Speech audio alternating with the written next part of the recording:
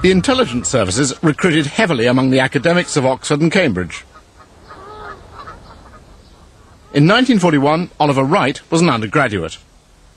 A recruiting team came round for the intelligence corps, and I thought, well, I'm quite intelligent, really. Anyway, here I am at Cambridge University, so I must be a bit intelligent. And I thought we were fighting the Germans, and I spoke German, so maybe I should volunteer for the intelligence corps. So when the recruiters arrived, I presented myself, and the interview went something like this. "Oh, Mr. Wright, you were thinking of joining the intelligence corps, are you?" "Yes." "Why do you want to join the intelligence corps?" "Well, I speak German, and I imagined that would be helpful." "Tell me, Mr. Wright, do you play chess?" "No, I'm afraid I don't." "Do you do crossword puzzles?" "No, I've never been able to do crossword puzzles." "That'll be all, Mr. Wright. Thank you very much indeed." That was the end of my foray into the intelligence community.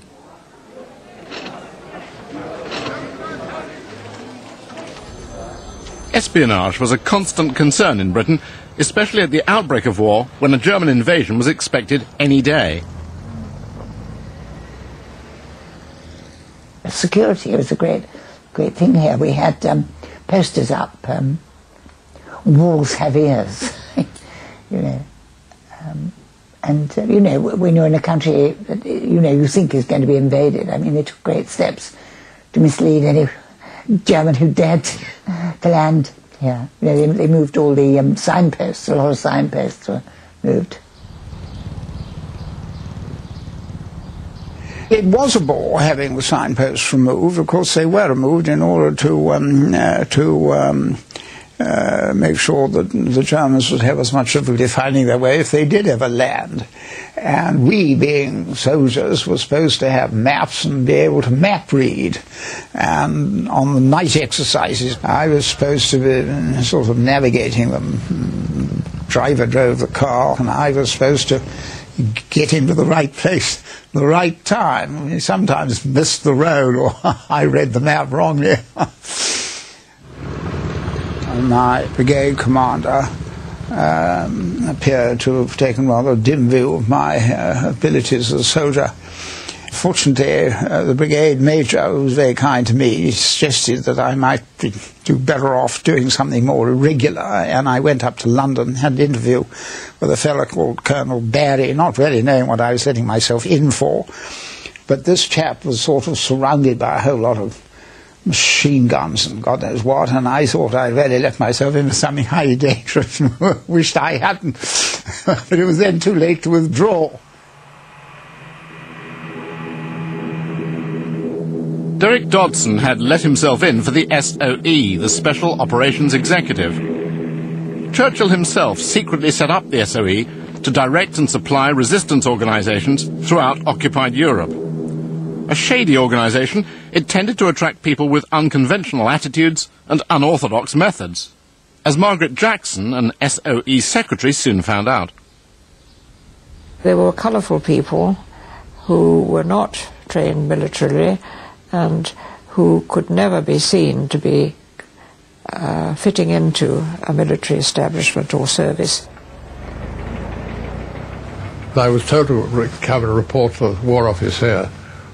And so I came up, and one thing I learned to salute properly. That's the first thing they taught us, all these things that really mattered. And stand up and so on. So I came up here and I knocked on room 365, opened, some voice said, "Come in." I came in, saluted. And the chap was sitting by the window, and he looked up and he said, "Ah, a real soldier at last." For the next year, I was really doing two things: liaising with the Royal Air Force over arrangements for dropping agents into Western Europe, and then seeing these agents off. And the idea was to parachute people in who would really carry out sabotage.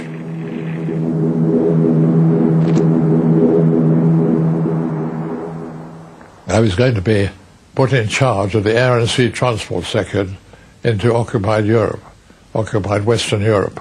My particular job was to pick up these agents who kept in safe houses in London, having been trained all over England in how to blow things up and this and that.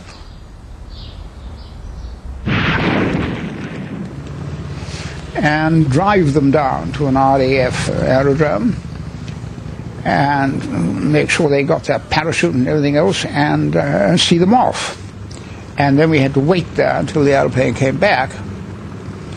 On one occasion, the aeroplane came back with a fellow hanging out, his parachute had got caught up in the rear wheel of the Whitley, I think it was, and they couldn't disentangle him. Of course, he was dead by the time he got back to ground. It was not a popular organization of the regular army because a lot of quite ingenious officers who would have done probably a much more useful job fighting the Germans were sidetracked into this sort of rather nebulous kind of operation. And it was very difficult for SOE to show that they were really achieving any very solid results. And one of the reasons I think that it took a long time was that the German reprisals, if ever anything was destroyed, were so horrific that it was very difficult to get people to cooperate. Nobody in Britain really understood occupation or the dread of arrest. My instructions to give to them when I was doing a certain amount of training was the people going to the field, keep your powder dry, and if you do sabotage, it should be what was called unsaisissable, that you could not trace, and therefore there couldn't be reprisals. The Germans were very quick and harsh in the reprisals they took about anybody who was found in uniform or not, behind the battle lines.